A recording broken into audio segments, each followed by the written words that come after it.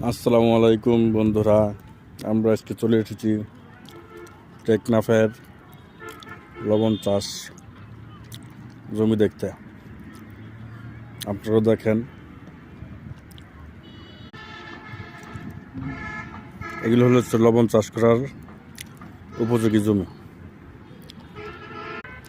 এগুলো আপনাদের দেখাচ্ছি কাছে থেকে। এগুলো হলো লবণের স্তূপ, লবণ তুলে রাখছে, এগুলো দেখাচ্ছি আপনাদের, সঙ্গে থাকুন।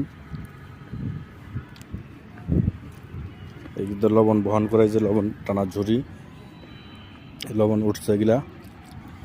এদিকে লবণ সাদা সাদা দেখা যাচ্ছে, কিন্তু সব লবণ। যে আমাদের অফিসাররা আসছে, আমরা 3 জন আসছি বেড়াইতে এখানে লবণ ক্ষেত পরিদর্শনের জন্য।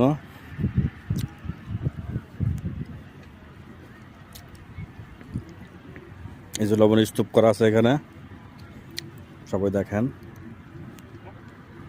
স্তূপ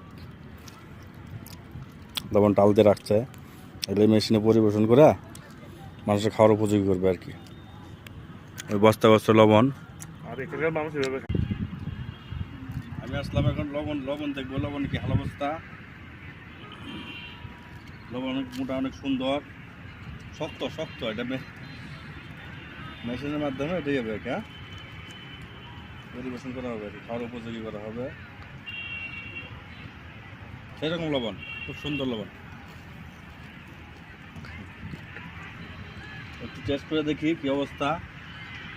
লবণ না চিনি এটা বুঝতে পারতেছেন আর কি, সেরকম চিটা।